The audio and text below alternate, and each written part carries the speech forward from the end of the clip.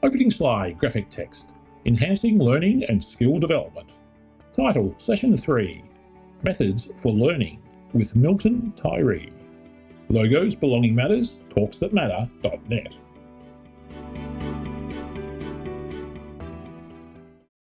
Now we're going to start digging into the tools of systematic instruction.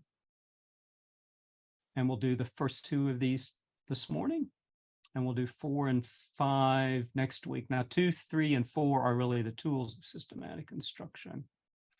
So again, I think it's always important to think about why it is that we're studying what we're studying. So why is systematic instruction important? Well, how many of us know somebody with an intellectual disability who won't do anything without being given permission and afterwards receiving approval?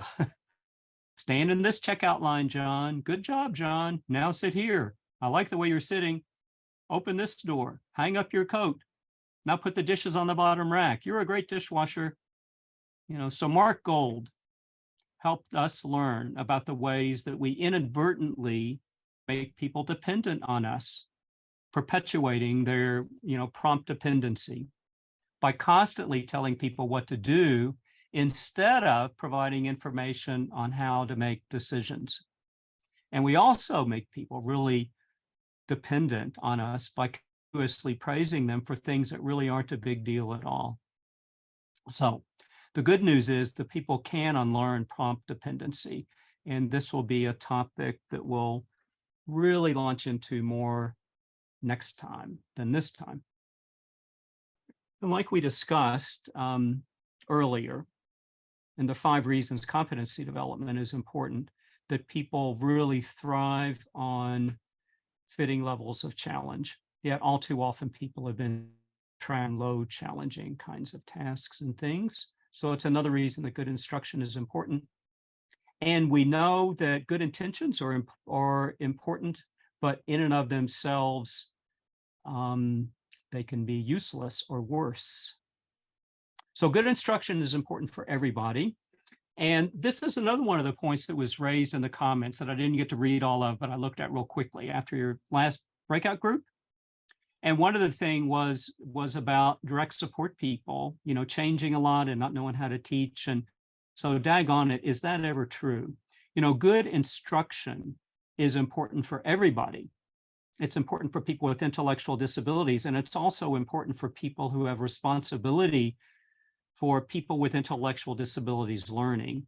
But so often human services are provided with little or no instruction regarding how people learn or how to teach.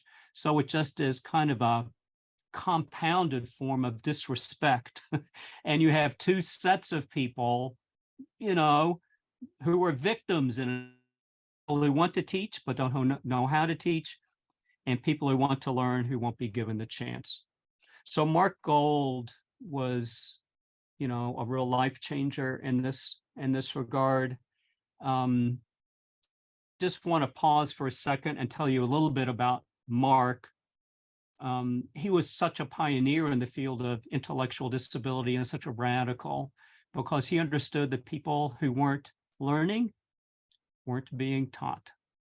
More than 40 years ago, he knew this. Marc passed away just over 40 years ago. Tragically died in 1982 from cancer. And it was prior to the concept of discovery, but you can see so much in discovery and how it connects with these underlying tenets. He also was a contemporary of Dr. Wolfensberger's, but died very young. Marc was born in 1939 and Dr. Wolfensberger in 1934. Dr. Wolfensberger passed away in 2011. What champions of the field, and just dramatic change they created in people. So Marc, here's a picture of him with Eugene. I'm going to show you a short video clip in a few minutes of Marc and Eugene. The balanced relationship, this idea that if somebody's learning, then the first place you look is at the kind of instruction they're getting. this idea around motivation and interest. So, here we see Sam on the right and also on the left. Sam's really interested and motivated in horses and also working on cars. And here Jean is working in a clerical task, and Sam, working and building conveyor systems. Teach a task somebody finds interesting, the motivation is built in. He's one of these people who recognized early on the peril of IQ testing and the low expectations placed on people through IQ testing, and that they didn't really tell us anything about people. So, or any kind of standardized test, he was very much opposed to that. He said, teach, don't test. This is a 5-minute excerpt from a 45-minute intro to Try Another Way, which was Marc's original book on teaching called Try Another Way. So I'm going to show you a little excerpt of this before we take our break.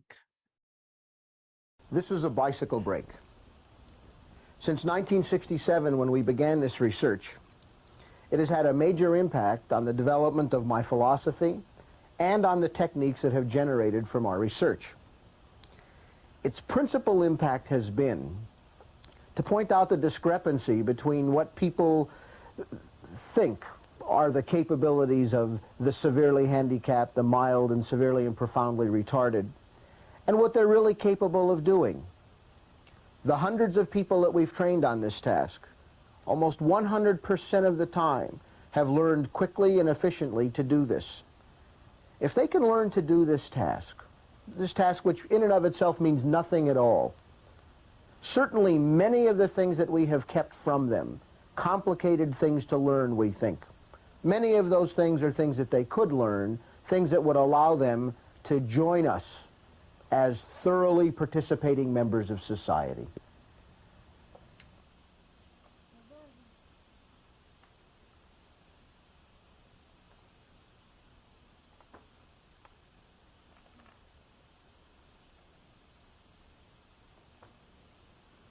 This is Barbara. She's 19 years old and for the last 11 years has lived in an institution. According to her records, her IQ is 11, whatever that means. She's working with this task and with me for the first time. Good. She's more talkative than a lot of the people we work with.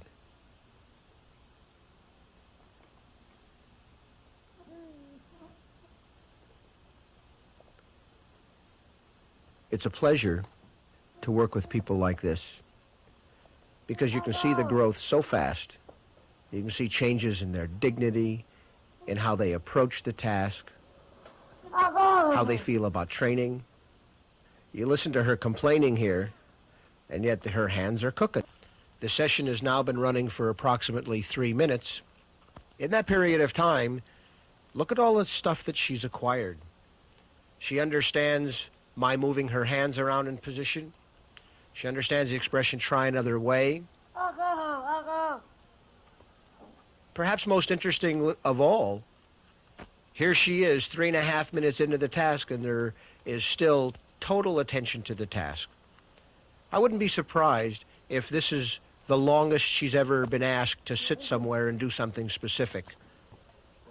You have seen 2 people learning to assemble the bicycle brakes. They're residents of Unit 10 at Dixon State School in Dixon, Illinois.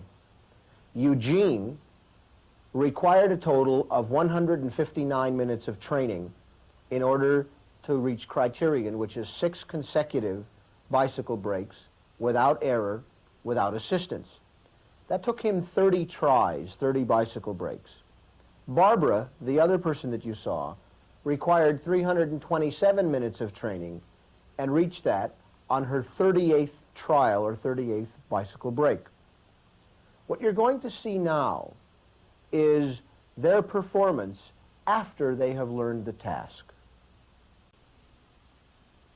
One of the things that's very interesting is no relationship in any of our data between how a person performs on an IQ test and how he performs on these tasks. Eugene's IQ score, incidentally, is 32. When you find no relationship between a person's ability to perform on a test like that and his ability to learn and then produce tasks like this, it raises some very serious questions. Barbara also produced bicycle brakes for 1 hour a day for 10 days. In that period of time, she built 110 brakes. 4 of them were assembled wrong. With an average of 11 brakes per hour, you might say, depending on how you looked at things, that she doesn't produce very much. On the other hand, producing at that rate and with the accuracy that she does, you might turn around and say that that represents a fantastically higher level of remuneration than people like Barbara now get for either sitting around doing nothing or producing the Mickey Mouse garbage things that our society has given to sheltered workshops, thinking that that's all these people can perform. As the technology develops, it becomes increasingly clear to us that virtually all of those individuals that we have screened out, that we've made permanent members of the surplus labor force, it's very clear that those people are capable of doing reliable and remunerative work. It's up to us to come up with the techniques to get them there. Okay, so I guess one of the things I meant to warn you about is that, Marc's not going to be using person first language or anything. This is around 1978, like 45 years ago. So he was using terminology of the day. And Marc's dad actually owned a bicycle shop, and he used this Bendix bicycle brake as a task in teaching. It's what his doctoral dissertation was in what he learned in teaching. But, and systematic instruction is derived from some things that you saw here now, although it's been changed a bit. But one of the things that always struck me about this was, how long it took Barbara, and look at Barbara here compared to, the first image we had of Barbara working with Marc. Look at her here, and just her posture, her demeanor, all after she's learned a task. And so that she learned the task in 327 minutes after 38 trials. Now that wasn't just sitting and doing it, but and what would that be? Less than 5.5 hours. She learned that. So I'm looking at the chat here, and this was really interesting around intrinsic interest, Christy. This is such an interesting question you asked. Was there a discovery process? No, this was his doctoral dissertation. And this was the task. And it's such a good question you ask, because we actually still use brake to teach systematic instruction. And because we don't have the luxury, and we have consultant learners come in like Barb, and we teach the task. And people almost always really enjoy learning the task. And I think do is 2 reasons: the relationship with the person providing instruction, and it's pretty complicated looking, and it's not an easy task. I think its challenge and relationship is what becomes people's motivation, and it's not motivation like I want to do brakes, but it's a really interesting question. But the point with Marc's research really was to show how people can learn who have been incapable of learning. And so we'll be examining the 3 things that Marc was relying on here: method, content, and informing strategies. And so this is a really interesting point around this too. The way he was providing information, a lot of it was hand over hand or physical information. And sometimes that is a better way for people to learn. We'll talk about this next week too. I keep saying that, I know, but the ways people get information, whether being told, right, or gestures being used, pointing or whatever, or modeling, a motion for what to do, or being physically moved. All of these are decisions to be made. And different learning styles, different people will learn different ways. Now, when Marc first started with this, try another way was seen as primarily nonverbal. So we recognize now that since a lot of information is received verbally, and a lot of people can get information that way, we don't look at it as being primarily nonverbal. It's one of the shifts that we've made in our understanding of learning. But I think for Barbara, I think it did really help her learning. So I wanted to show you that clip of Marc. He was just such a remarkable man, and give you a taste of, we'll tie in the kinds of stuff that he was relying on to teach Barbara in our theory of teaching. So that's what we're going to dig into next here. Let me share my screen again. The point that I want to talk about here is just a bit about the history of natural supports, because it was in 1988 that Jan Nisbet and David Hagner coined the term natural supports in their paper, Natural Supports in the Workplace, a Reexamination of Supported Employment, what y'all would call open employment. We call supported employment in the US. And they were challenging the traditional role of the job coach. And so they introduced this idea because they said in their research that these are things that they found to be problematic with the job coach going in and providing all of the support. The fading the job coach was difficult. People got really dependent on the job coach. Everybody did. People in the business, in addition to the person with a disability who is learning the job, that the job coach presence would be obtrusive and people may behave differently. And I saw this to be true too. I remember, we used to go in and provide all the support for people, and we would gradually fade. And then people would call me and say, well, Bill acts differently when you're around. And, he changes when you leave. Well, the reality was, what they noticed was everybody changed. The whole culture of the workplace changed, So anyhow, we didn't intend that. We didn't anticipate that, but it was one of the things that was learned in their research. Also, this is a real SRV kind of a thing. Of course, this was Syracuse University, where they were both where they both were located. But job coaches may call attention to and exaggerate disability of supported employees and contribute to their stigmatization, no matter how much we try to fit in and blend in, that's a problem. So now what Nisbet and Hagner did not say is, let's get rid of job coaches. But what they did say is, let's be more attentive to this idea about when you get involved in instruction, when you step aside. Now, that was 35 years ago.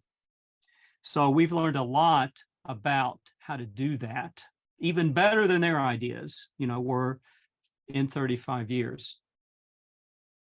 So a real basic way of thinking about that, the way we do at Marc Gold and Associates, is that we look at this idea of balancing. What do people need to learn? We've gotten to know people in discovery. How do people learn? What do they need to have in place to learn? And some of that would relate to conditions of work. But what's generically valid in terms of wherever it is that we are? So what is generically valid is how people ordinarily learn the job task, or how people ordinarily would learn how to use the equipment in the gym, or how people ordinarily would be joining a faith community. What does that look like for anybody who's new? How do they get in there and learn what to do? And so we look at balancing the two with the idea that generic validity, we want to understand, study, understand, and use as much as possible. Doesn't mean that we can't also do some teaching if we need to, because we don't want people to be left high and dry. but we want to rely on generic validity. What is it that happens typically as much as possible?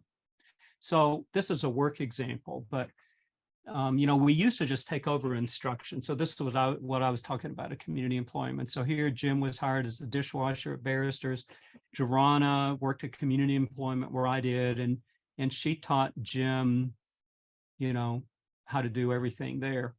And so one of the other related things that I really think about related to this idea around human service workers providing support, or people who typically would be providing training and support, which wouldn't be Jorana in Barrister's Restaurant. It would be somebody else typically. I think we can agree.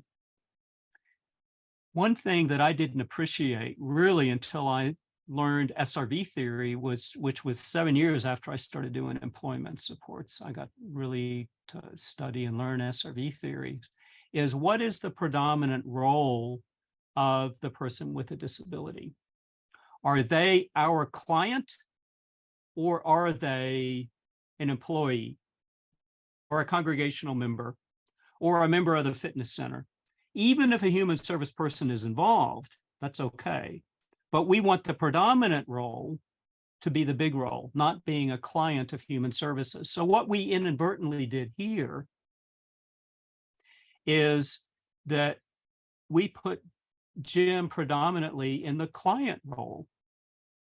And one reason I know that happened is after Jim learned these tasks and Jorana had left, they wanted him to learn some new tasks. And so what did they do? They called Jorana to come teach him. We inadvertently had taught them that they were incapable of teaching Jim. Well, they knew him at this point. They saw how competent he was. Why didn't they just go teach him? I think it was because he was an employee there, sure enough, but his predominant role was our client. And so one of the things we know from SRV theory is the role of employee is a really big role, a really important role. We want to preserve that at all costs, not diminish it. And we were doing that without thinking about it. Same thing would be true if, Jim were joining a gym or a faith community or whatever. We may have a role. So Jim, sure enough, is a client of community employment, but we don't want it to be the big role. So what we would do nowadays is we would find out how people typically learn tasks in a restaurant. If Jim was working in a restaurant, and we would learn how they teach, and we would have them show us how they teach, so that, teach us the way they would teach a new employee. So we would see what that looks like. And we would study the same thing in a church or wherever. What does it look like for somebody to join? And then we want to use all of that as much as possible so that we are just in the background, kind of like an advisor.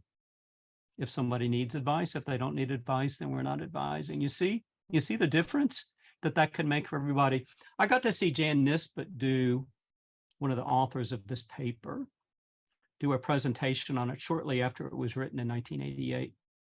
She had this image that she called, I did this graphic drawing of it, but she said, it's like we human service people are flying wedges. We come in, you see that's the human service person down there with the cape on. And these are, and over on the right is the person who wants a part of whatever entity it is. Now, but we come in and we chase everybody out of the way and say, okay, we're in charge now. We're going to show this person how to be competent. And in doing that, we chase everybody else out of the way without really thinking about it. I mean, it's not intentional, but it's what happens. I just thought it was such a great metaphor for what happens, that we become a flying wedge. And so, the moral to the story is cut that out. Get out of the way as much as possible, but be sure the person's getting the instruction they need. There's an art to this. We'll come back to this next week, but I'm introducing it now because I want you to get excited about teaching, but I don't want you to think it means you're taking things over. So here's a picture of the person who taught Sam his task at Satellite Equestrian, Mike, and the person who taught Sam his tasks at McDonald's Collision Repair, Keith. And then also just to tie in SRV theory, the culturally valued analog that I mentioned earlier, is looking at a societal practice that most people are familiar with, they would have high expectations for. In other words, what is it that happens to somebody with a socially valued status in this same situation, the same age, gender, and culture? Like, how does somebody learn to do this stuff? So I think the way we have applied the culturally valued analog at Marc Gold and Associates is to get in there and study it and learn about it.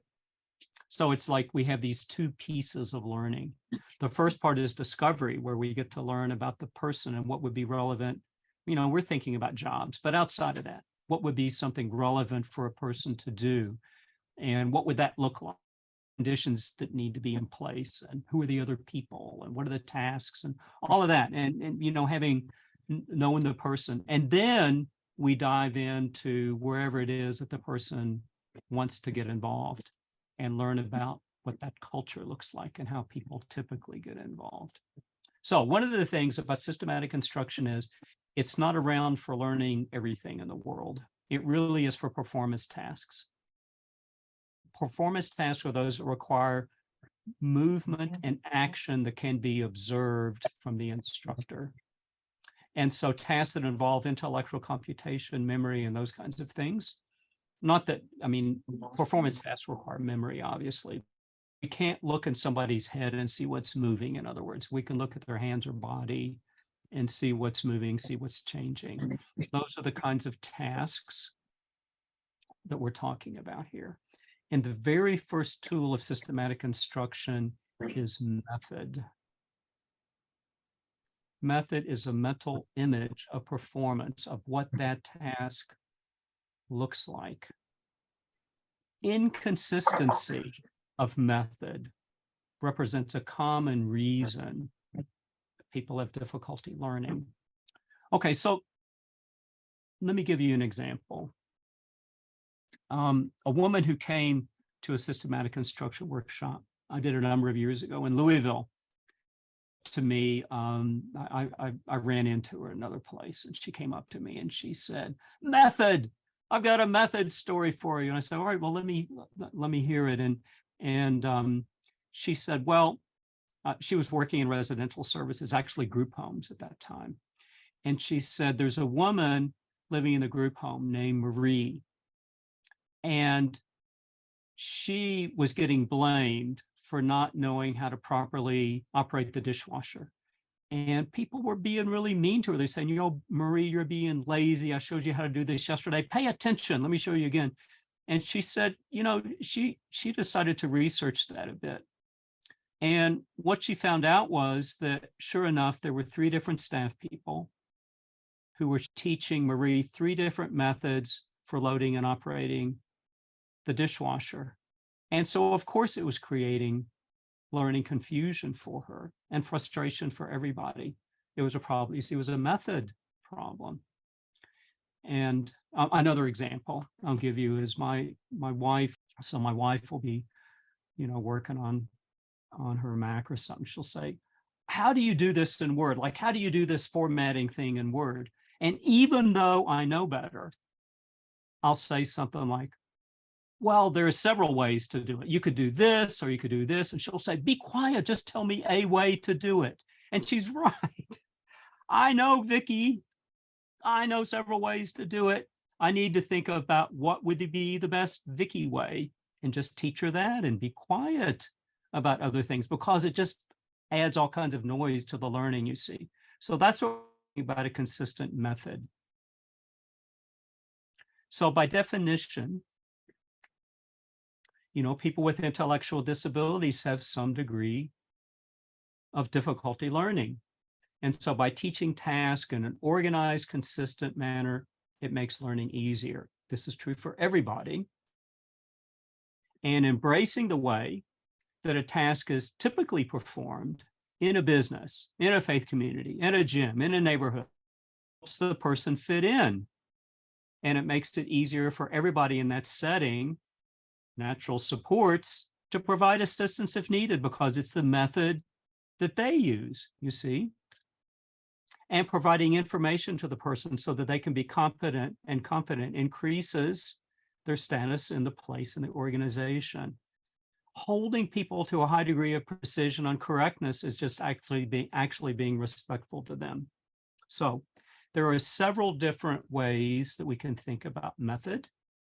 There's personal preference, family preference, social norm preference, and employer preference.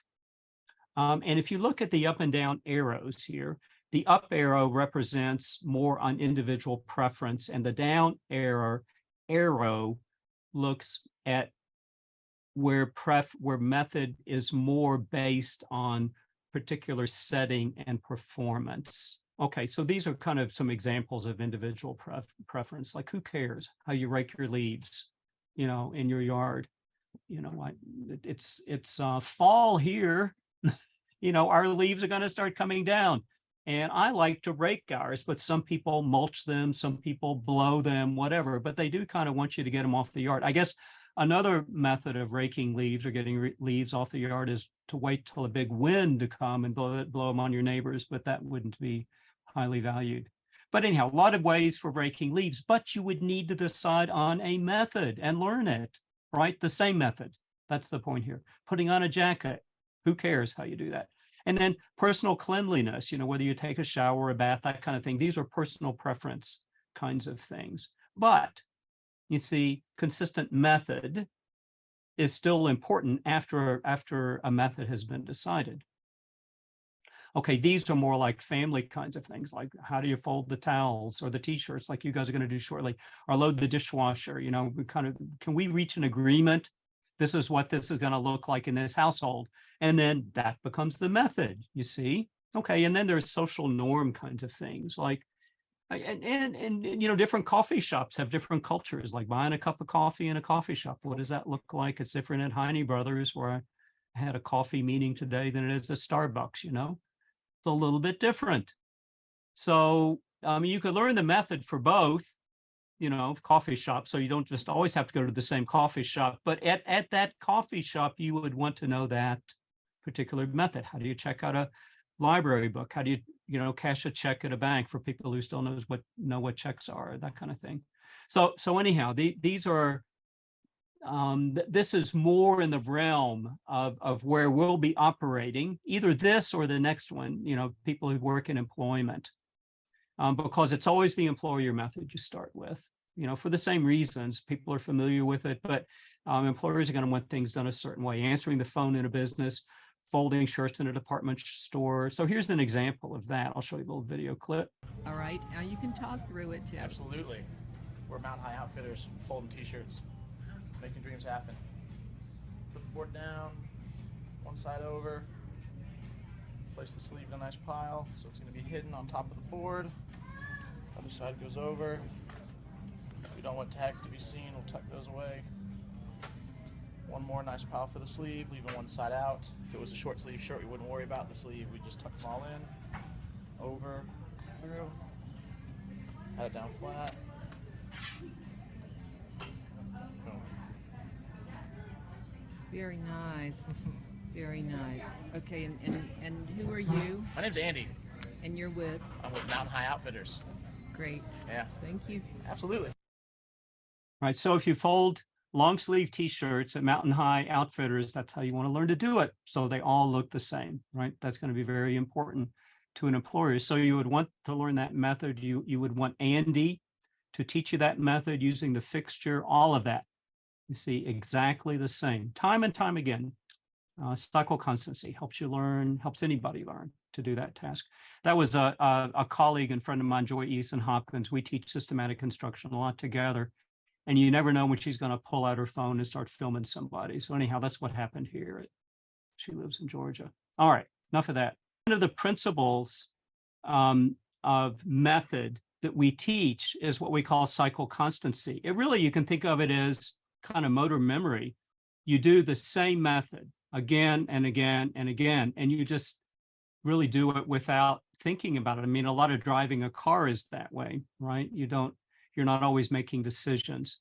And there are particular times when correctness, the exact same method again and again, are especially important. And this could be in work or outside of work. And these are those conditions when safety is a concern.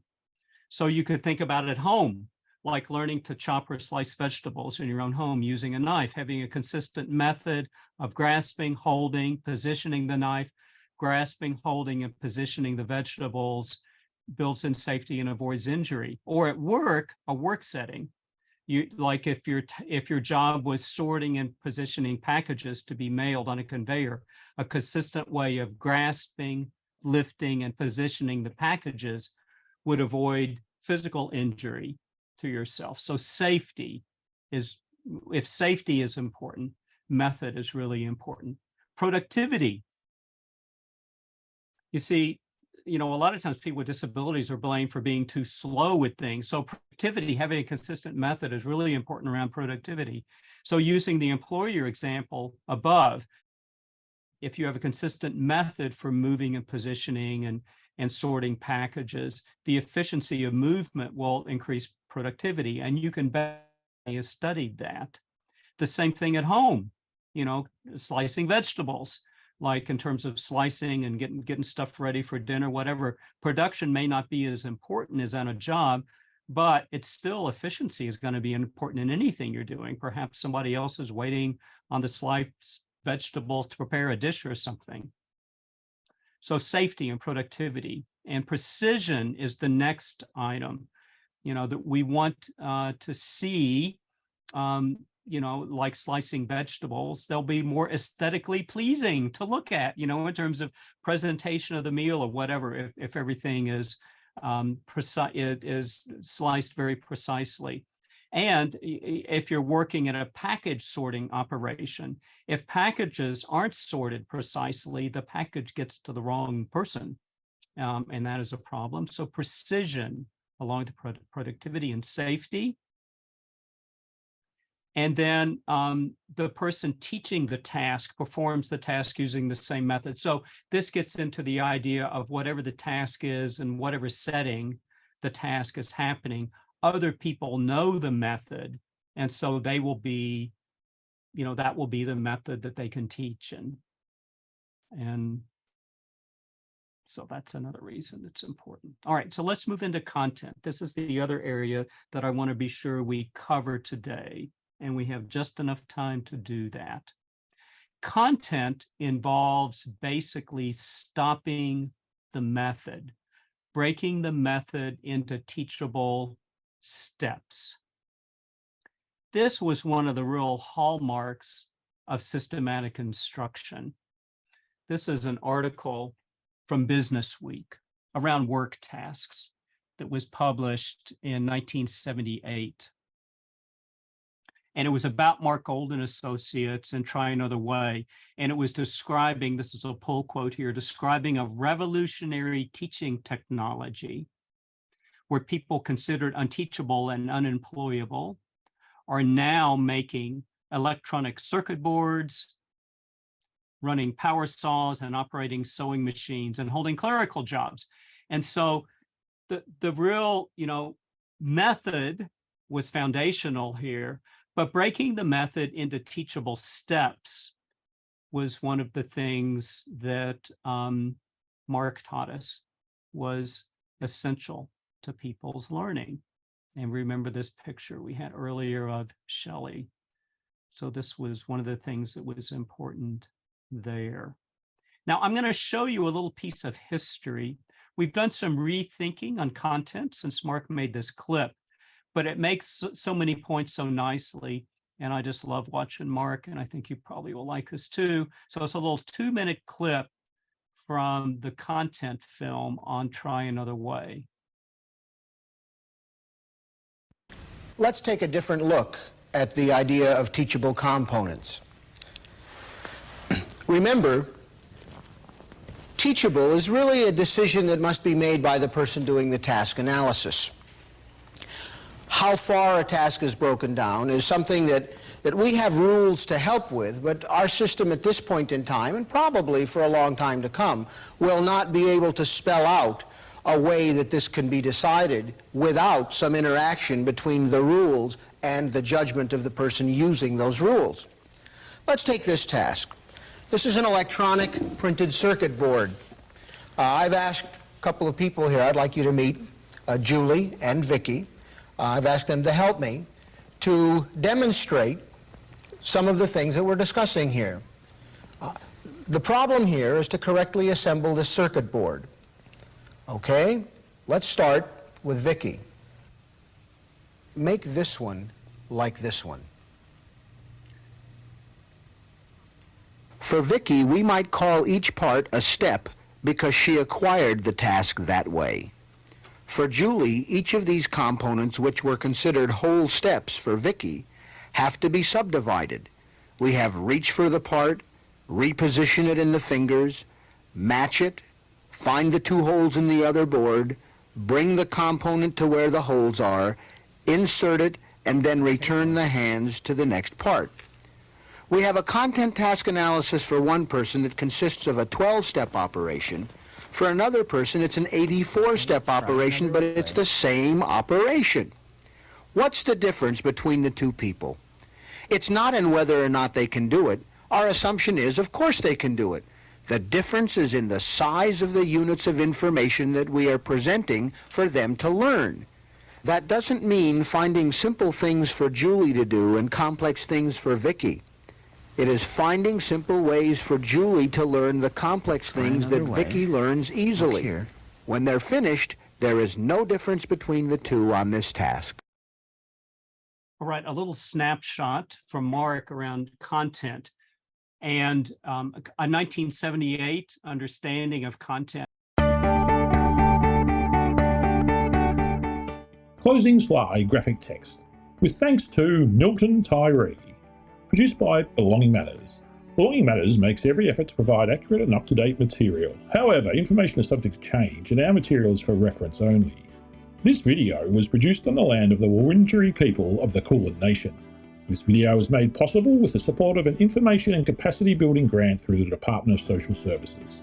Logos, Belonging Matters, talksthatmatter.net.